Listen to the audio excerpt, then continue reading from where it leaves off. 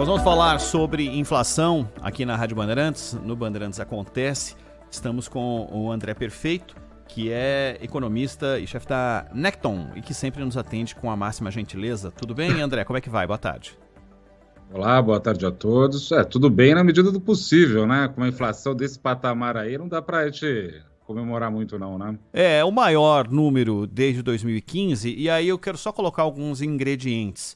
O petróleo sem perspectiva de baixar, aí vem um conflito no Cazaquistão e aí já se especula de novo de aumento, a perspectiva de aumento, os preços internacionais estão muito elevados, tem muita chuva, a safra de alimentos prejudicada, antes era por falta de chuva, agora por excesso d'água, e aí o preço do arroz e do feijão tem uma tendência de poder disparar, essas duas lavouras estão bastante prejudicadas. O dólar sem perspectiva de cair. O que eu pergunto é, tenho que desejar um feliz ano novo por protocolo para você ou pode ter uma perspectiva que eu não estou sabendo de mudar essa lógica, hein, André? Olha, o que eu acho que dá para colocar é o seguinte, né? Os indicadores, de forma geral, estão tão ruins, né, que na margem tende a ter algum tipo de melhora. Claro, uma melhora relativa, né? Quer ver um exemplo? Inflação mesmo, né? A gente fechou 2021 com 10,06, né? Se espera que ela caia para metade disso, para 5%, né? Só que estamos falando de 5% que vai subir numa base que já subiu 10%. Então, isso para dizer, né, que as condições econômicas atuais estão muito fragilizadas. Mas é só o fato de estar apontando, talvez, para um fim de uma piora. Claro que a gente brinca no mercado de capitais, no mercado financeiro, que o problema de você achar que você está no fundo do poço, que geralmente o fundo do poço tem alçapão, né? Mas a ideia é de que na margem talvez não seja tão pior, né? E, de fato, a gente tem alguns motivos, por exemplo, a inflação mesmo, né? Tentando observar essa segunda derivada, por assim dizer, né? Como está se comportando isso. Está tendo altas menores, né? Subiu 0,73 agora, no mês de novembro tinha sido 0,95, ou seja, 20 pontos bases abaixo, não é pouca coisa. Os dados do IPCS divulgados ontem, né, também indicam uma inflação mais fraca. Então, talvez vai ter essa acomodação na margem, mas muito dessa acomodação é porque já subiu bastante. E não, só para terminar o raciocínio, não basta os problemas do mundo, nós temos os nossos, né? Essa questão climática está se tornando absolutamente dramática. Todo ano ou é seca ou é excesso de chuva, o que vai ter que exigir das autoridades econômicas e políticas atitudes para tentar suavizar esses movimentos, né? André, boa tarde. O grupo Transportes teve uma alta de 21,03.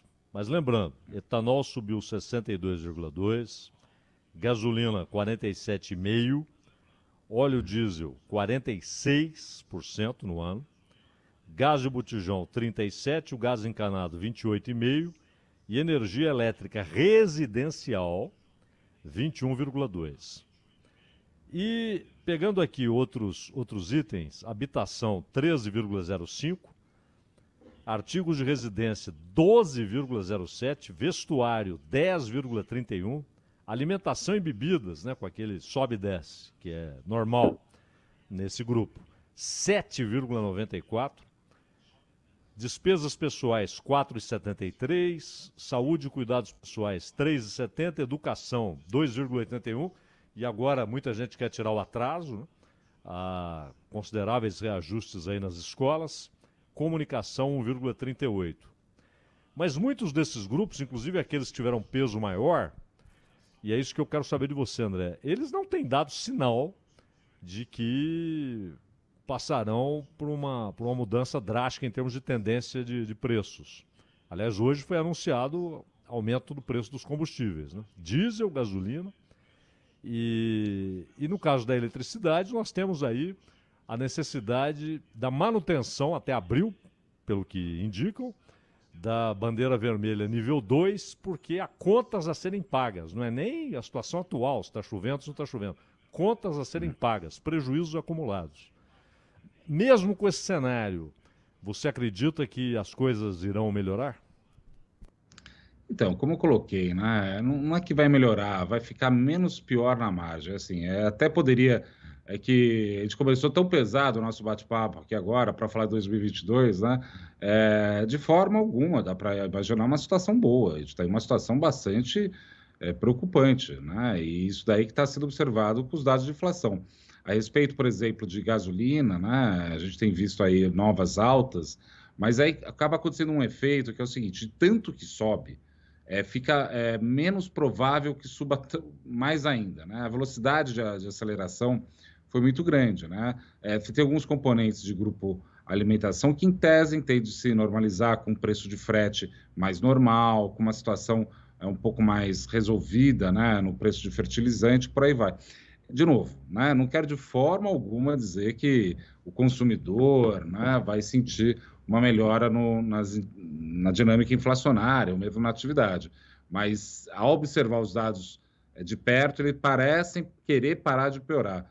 Mas, de novo, né, não tem como pensar com muito otimismo, não. Né? A resultante disso vai ser uma elevação da Selic para patamares bastante altos. Né? A gente deve ter uma Selic que deve terminar o ciclo de alta em 11,5%. Então, imagina o estrago disso, né, na vida das pessoas, né, e na atividade econômica como um todo.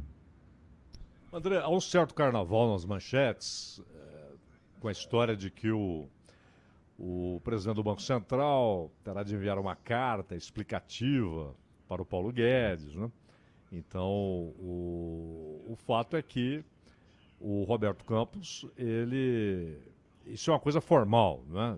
Sempre que a meta não é atingida, para baixo ou para cima, ele tem de mandar uma carta com explicações, etc. Além da questão climática que você frisou, há também a questão do câmbio.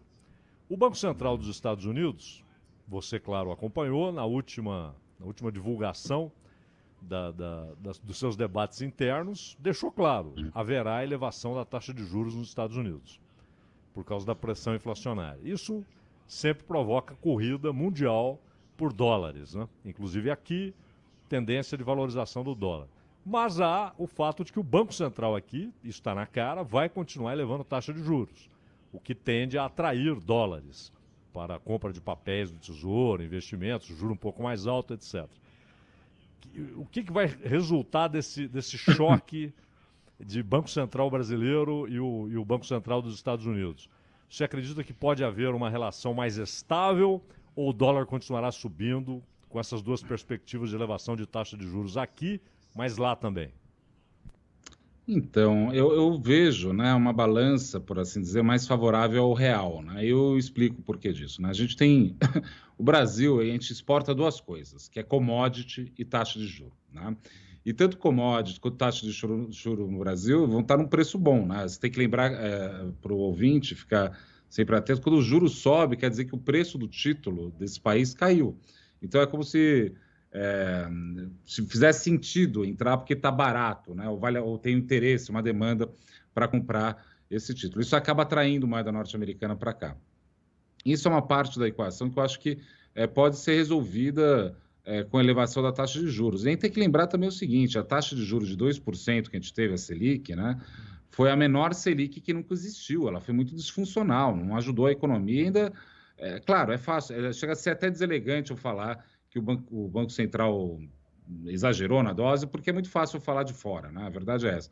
Mas também, objetivamente falando, a gente teve uma taxa que se mostrou muito experimental. Então, na medida que a taxa de juros subir, e a gente deve ter, se eu estiver correto nas minhas projeções, está 11,5%, mais 6% desculpa, 5% de inflação, estamos falando aí de uma taxa de 6 e pouco por cento real, é uma taxa que vai ser muito positiva em relação ao que foi experimentado no ano passado. A gente fechou o ano com uma taxa negativa em termos reais, né?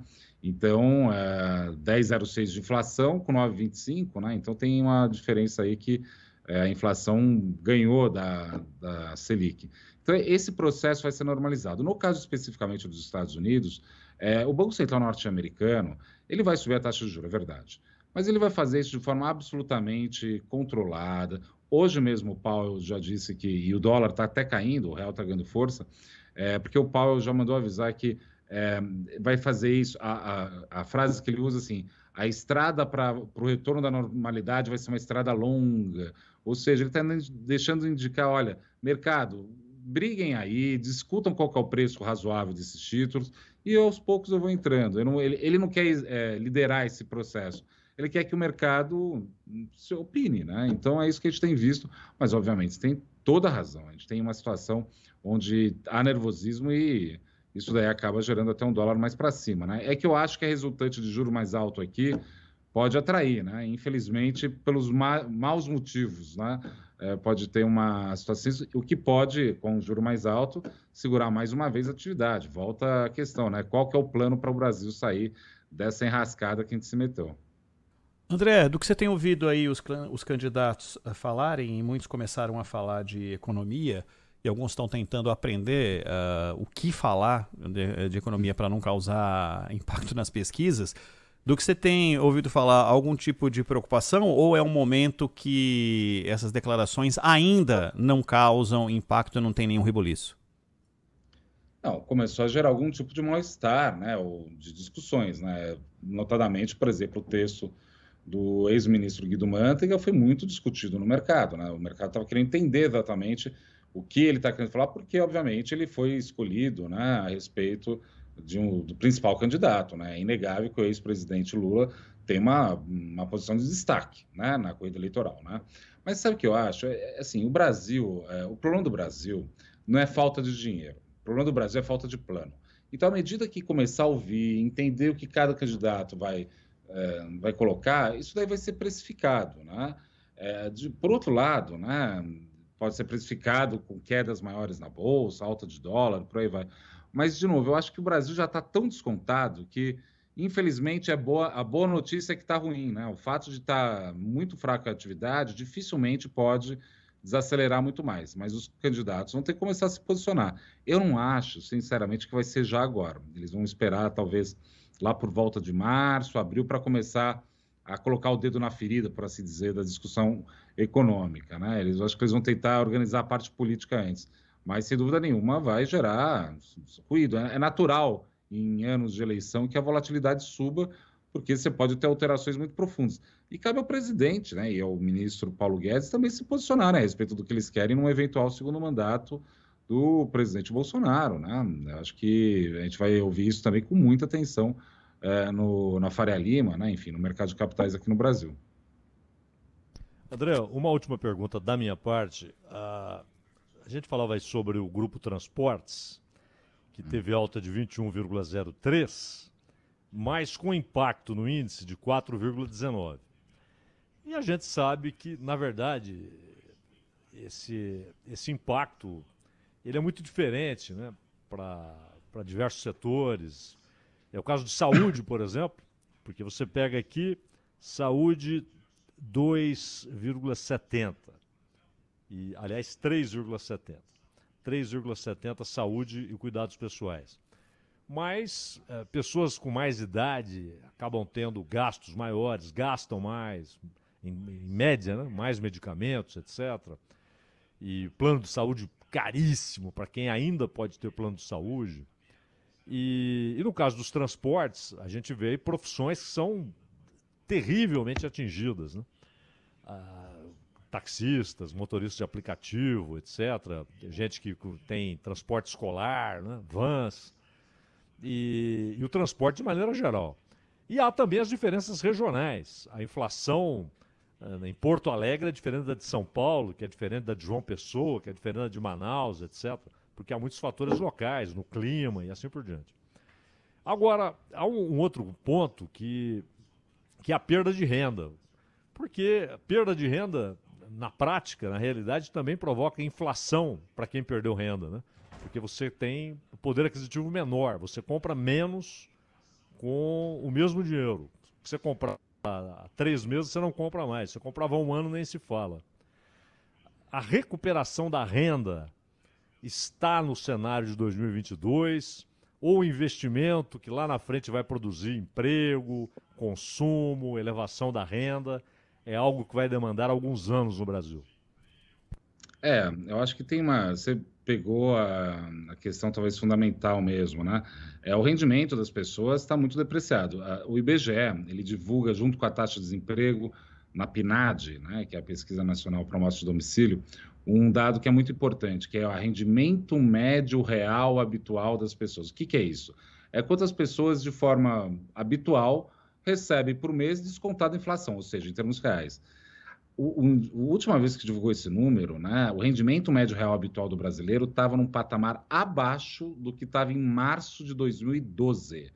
Vocês ouviram direito, 2012. Estamos falando aí de uma década para trás do rendimento médio real habitual. A massa salarial, que é o conjunto dos rendimentos multiplicado pelos trabalhadores, né, que está empregado, está no patamar que estava na crise, no auge da crise da pandemia. Então, assim, dito isso, né, você tem uma situação muito difícil para indicar crescimento econômico, né? A inflação comendo a renda, né? Com uma alta taxa de juros, uma atividade econômica ainda fraca, enfim, tá feito o problema. Então, de novo, eu só tenho uma perspectiva um pouco mais objetiva, do ponto de vista mais concreto, né? É que esse ano o presidente Bolsonaro vai ter um volume relevante de recursos para gastar. A famigerada PEC dos precatórios, que a gente discutiu tanto no final do ano, liberou para o governo 93 bilhões. Isso daí vai ser gasto em Auxílio Brasil, enfim, algumas medidas, às vezes nem tão, tão claras, né, como vai ser as emendas de relator, né? Mas 93 bi, levando em conta que o PIB do Brasil é 8 tri alguma coisa, estamos falando de 1% de PIB que eles vão colocar. Mas fora isso, não tem alívio. Investimento por hora não parece ser o caso de forma alguma. Também é uma situação ainda reprimida, né? Basta retomar o dado do rendimento médio real habitual. Então, Zé, você está corretíssimo a respeito dessa perspectiva mais difícil para a economia brasileira, também para o ano de 2022. André Perfeito, economista da Necton, que está conosco falando sobre inflação. André, muito obrigado pela tua atenção aqui com a Rádio Bandeirantes, com o Bandeirantes Acontece, e a gente se fala numa próxima oportunidade. Até lá. Eu que agradeço, sempre um prazer falar com vocês e um abraço a todos os ouvintes.